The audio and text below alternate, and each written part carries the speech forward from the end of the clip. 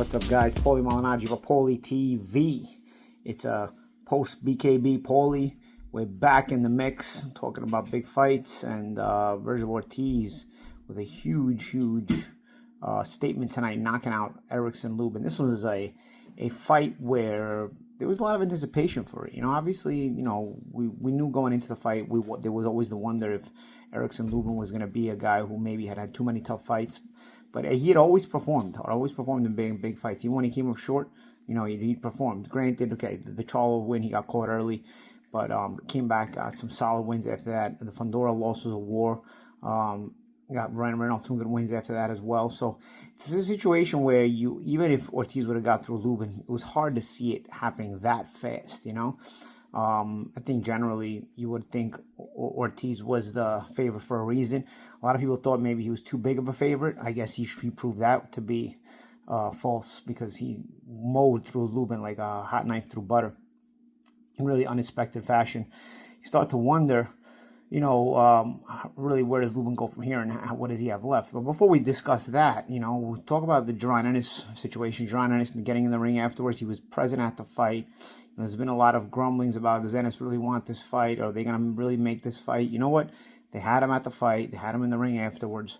This is going to shape up to be a really good fight. My only complaint about it is that it's not for a world championship, a fight between two guys of this level, two guys who have this kind of level in a weight class that is very, very tough, should be for a world championship. And the fact that it won't be, it's kind of a shame. But listen, I'm not going to complain if you make a fight this good. Obviously none of us are going to complain. We're going to watch it. But I think in a weight class that has so many good fighters, a fight between these two very good fighters should be for a world championship. I don't see how you're going to make that happen in any other way, Also, you got guys in the weight class that are champions like Bakram Matazaliev, who doesn't generate a lot of money, very, very dangerous, so people stay away from him. Xander Zayas, who's a kind of a young champion and has his limitations as he's developing. I think Top Rank is going to keep him away from the Vergil Ortizes and the Ennises of the world at the moment, I don't know, man. So, I guess we should start seeing if they are going to make this fight. They had Ennis in the ring afterwards, so that's promising as far as being able to make the fight. But what happens? Ennis has at least been a world champion at welterweight, but Ortiz has never been a world champion yet. So he's still searching for his first world championship. Make him fight this many tough fights without getting a championship. I mean, he's already fought Madrimov. He fought with Serhii Boachuk. He's knocked off some pretty good names at welterweight as well. This is a guy that should get a world championship fight. Now he's going to fight Ennis too, and it's not for a world championship. I think that's also unfair as well, especially where you see somebody like Xander, who's a pretty good fighter, but he's on his way to getting a unification fight, So again, you just wish that the business of boxing would take a backseat to the sport of boxing so that we can make these bigger fights and these more fun fights. Let's see how if Ortiz and Ennis gets made, and let's see if how that shapes up. I want to know what you think of that fight. Who's your pick in that fight? It's a very, very tough fight to call offhand, man. There's so many possible different ways it goes, but I think it is an exciting fight. Both guys are very, very explosive, and I think it is a dynamite fight to watch. I want to touch on, what does everybody think Erickson Luben goes from here? Because everybody seems to think, okay, you want to write him off and say, okay, you know what? And I don't blame you if you do. I kind of am wondering myself, where does Erickson go from here? Because he had a pretty lackluster performance against the previous opponent, Adriel Holmes, when he stopped at Holmes in a very lackluster fight. And then he got blown out of the water here against Vergil Ortiz in a fight where he never got started. And I was convinced that if anything, Luben, even if he would get stopped, he would go out fighting. He would go out in a shootout like he did against Fundora. But he kind of went out with a whimper. So you got to start to wonder, is there anything left for Luben? Is there anything? Does he have anything left? Does he have any ability to take a punch anymore? Has he been through too many tough fights? Does he have the ability to, win or even compete at this level? Because, listen, if he's got anything left and he can rebuild, Xander, they'll put a Xander in with him, because they'll be looking for a name like Luben, who's kind of below his prime at this point, but a resume filler. Because Top Rank is going to be a little bit careful with Xander's eyes, I think, but. It's an opportunity for Luben to kind of get that opportunity, because he's a name and he's sort of looking more and more limited. can go get a couple of below-the-radar wins, and I think he could wind up in a Xander fight. He could also wind up in a Murtaza fight, because Murtaza also needs big names. But Murtaza at this point, the way he just looked against Ortiz, you'd hate to see Erickson in against Murtaza. So I wouldn't want to see that fight either, It's because, you got to start to wonder and worry about the health and safety of Erickson Luben as well. He's given us a lot of good fights. He's been a perennial contender.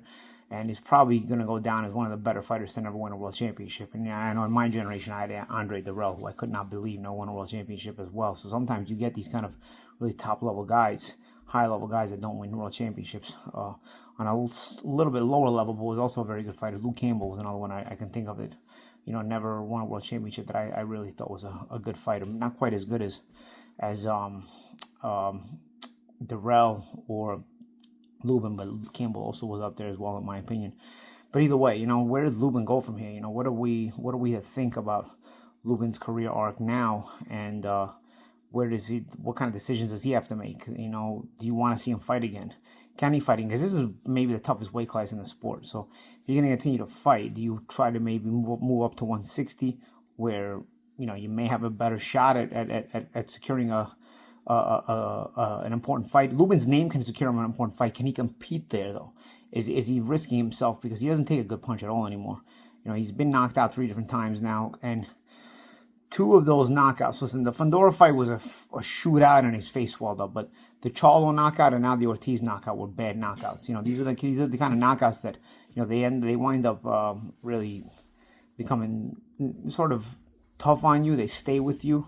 If you look at in the past, some of these past fighters that have taken some bad knockouts, even if they didn't get hit a lot, it sort of stayed with them, and can really be damaging even post boxing. So that's why you got to wonder, does Luben have the ability to just retire at this point? Is he too young though? He's only 30 years old. But remember, guys, Erickson Luben turned pro at 18 years old, so he's had a long career regardless. And the damage you take in a boxing career is still going to be the damage you take in a boxing career, whether you start later, whether you start younger.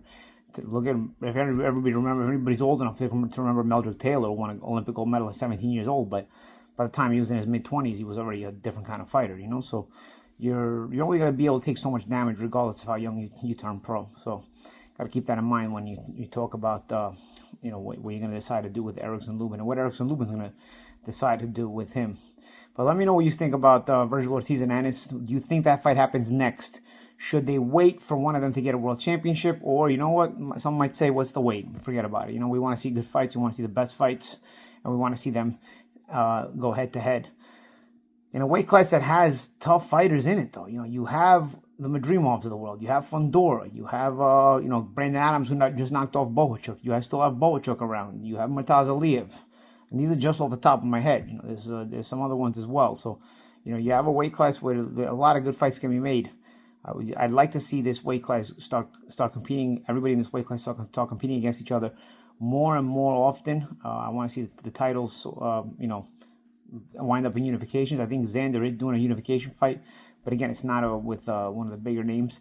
I think Murtaza is going to be avoided. I think Vergil, as big of a name as he is also going to have trouble securing fights. I want to see if the rumors of Ennis not wanting to fight him are true. Ennis is a Philadelphia fighter. Those Philadelphia fighters, they have to live up to reputations. And Ennis has lived up to all the reputations in the ring. He's looked tremendous and he's looked terrific thus far. But now it's time to make this fight with Ortiz. It will be a great fight. Hopefully they can make it.